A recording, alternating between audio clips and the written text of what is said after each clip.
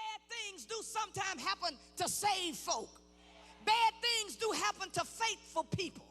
But the question today that I want to raise is not why it happens. I want to know, what do you do? Is there anybody in here with me?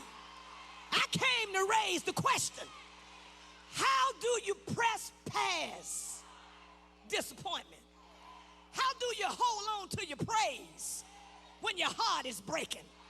How do you keep saying, but I shall yet praise him, for he's the help of my countenance?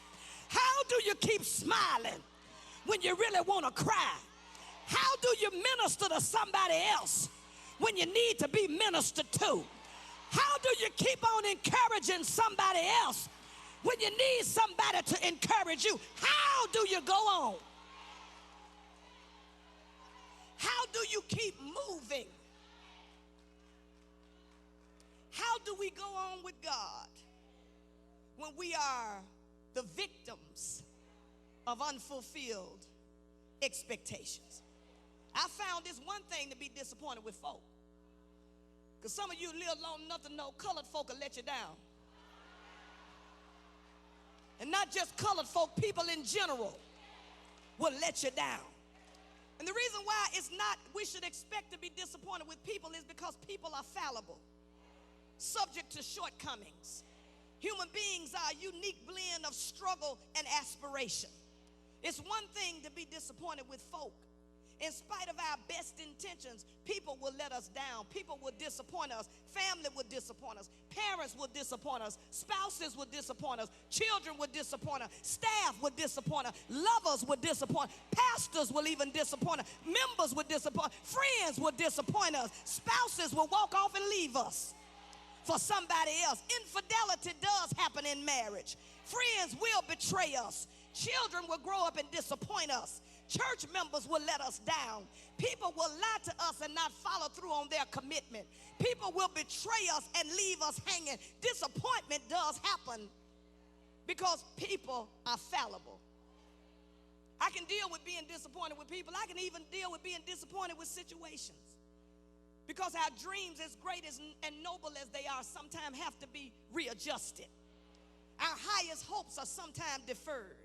Our hopes for marriage may never seem to come. The rejection letter will come in spite of your qualifications for the job. We will experience failure in our love life and in life. Deadlines are not always met. We may not graduate. We thought we would graduate this semester, but we found out we need 12 more hours. Expectations do go unfulfilled. We didn't make the score for the ACT, the GRE, the MAT, the LSAT, or the GMAT. We failed our board exam. Come on here, don't look at me funny. The wedding was called off not by you, but by your fiance. We know about disappointment with life. We know about disappointment with people. But how do you handle disappointment with God? What do you do when your prayers go unanswered? What do you do when you believe in healing and you lay hands on the sick and you anoint them with oil and they die anyway? What do you do when the healing seems to delay its coming? What do you do when we don't get the results we expected? If we've ever experienced disappointment with God, and if you walk with God long enough, you will. If you're honest enough to tell the truth and not pretend that life is always a bed of roses. If you're willing to be transparent enough and authentic enough with God to acknowledge your disappointment, we can empathize with the sisters in this text.